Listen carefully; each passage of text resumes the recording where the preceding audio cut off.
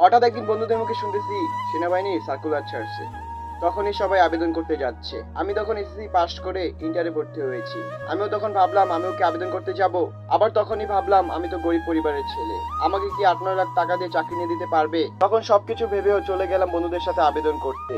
আবেদন করে আসছি, বাসার লোকজন কেউ জানে না। হঠাৎ আমার ফোনে একটা এসএমএস আসে, অমুক তারিখে আমাকে ইন্টারভিউ দিতে যেতে হবে। সত্যি বলতে তখন আমার পরিবারে কেউ জানতো না আমি যে সেনাবাহিনীতে আবেদন করেছি। সেদিন আমি নিজের সবকিছু নিজের মতো গুছিয়ে চলে গেছিলাম সেনাবাহিনীর মাঠ গড়তে, চাকরি ইন্টারভিউ দিতে। সত্যি বলতে আমার পরিবারে কেউ জানতো না আমি যে সেদিন চাকরি ইন্টারভিউ দিতে গেছি। সবাই জানতো আমি কোচিং এ গেছি, প্রতিদিনের মতো 11টায় কোচিং শেষ করে আমি বাসায় ফিরে আসবো। সেদিন 11টা পার হয়ে গেল, আমি সেনাবাহিনীর এক একটা পদক্ষেপ পার করতেছি। আমি জানি আমার আব্বু আমাকে ফোন দিবে, তাই ব্রেক টাইমে সবার আগে আমি ব্যাগ থেকে ফোন বের করেছি। ব্যাগ থেকে ফোনটা বের করে দেখি আব্বু অনেকবার ফোন করেছে, তাই আমি নিজেই আব্বুকে কল ব্যাক দিছি। আব্বু ফোন ধরার সাথে সাথে বলতেছে, কই তুই এখনো বাসায় আসলি না? 12টা বাজতে চলেছে, তুই জানিস না বাড়িতে অনেক কাজ, মাঠ থেকে গরুর জন্য ঘাস আনতে হবে, তুই এখনো ঘুরে বেড়াচ্ছিস কেন?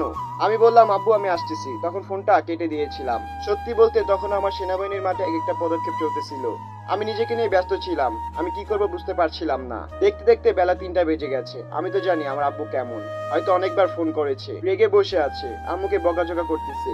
সত্যি বলতে আমার অনেকগুলো পদক্ষেপ শেষ হয়ে গেছিল, আর মাত্র 2-3টা পদক্ষেপ ছিল। কাজ ফিনিশিং এ এসে আর মাত্র 2-3টা পদক্ষেপের জন্য আমি বাদ দিয়ে দিব, আমি কি বাসা চলে যাব? তখন আমি সবকিছু বাদ দিয়ে চাকরির উপর ফোকাস করলাম, ইন্টারভিউর উপর ফোকাস করলাম। সত্যি বলতে দেখতে দেখতে 5টা বেজে গেছে। 5টার সময় জানতে পারলাম সকল পদক্ষেপ শেষ, এখন যারা সিলেক্ট হয়েছে তাদের নাম ঘোষণা করা হবে। সত্যি কথা বলতে 500-600 জনের মধ্যে মাত্র 13 জন টিকে ছিলাম, আর 13 জনের মধ্যে 3 জনকে বাদ দিয়ে দিবে, আর বাকি 10 জনকে সিলেক্ট করবে। এক এক নাম সিলেক্ট করে সবার নাম ঘোষণা করতে শুরু করলো। 6 জন পার হয়ে গেছে, আমার নাম বলতেছে না। তখন আমি একটু ভয় পেয়ে গেলাম, পাশে যে কি বলবো, এতক্ষণ কই ছিলাম আমি। সত্যি কথা বলতে 7 নম্বরে যে নামটি বললো সেটি আমি। সত্যি কথা বলতে আমি অনেক খুশি হয়েছিলাম, আমার চাকরিটা হয়ে গেল। অ্যাপয়েন্টমেন্ট লেটার হাতে নিয়ে বাসায় গেলাম। বাসায় গিয়ে দেখি আব্বু রাগ করে বসে আছে, আমার উপর অনেক রাগ করেছে।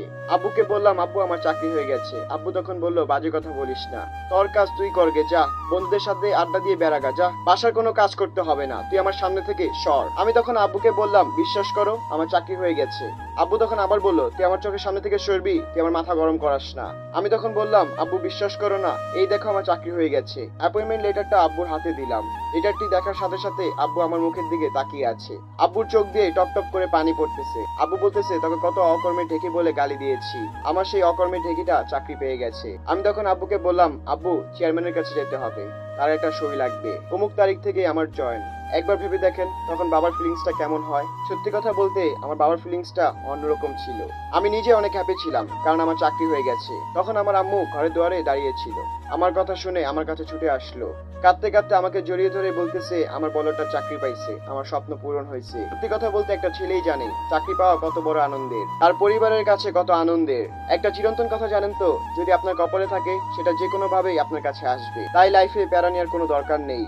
একটা কথা মনে রাখবেন, সৃষ্টিকর্তা চাইলে সবকিছু সম্ভব, সবকিছু পরিবর্তন হয়। আর আজকে আপনি অনেক হাই হতাশ করছেন না, আপনার চাকরি হচ্ছে না, আপনার ডিপ্রেসড, আপনার কোনো কিছু ভালো লাগে না, আপনি পরিবারের সামনে মুখ দেখাতে পারেন না। এমন একটা দিন আসবে যখন আপনি পরিবারের সামনে মাথা উঁচু করে বলবেন আমার চাকরি হয়ে গেছে।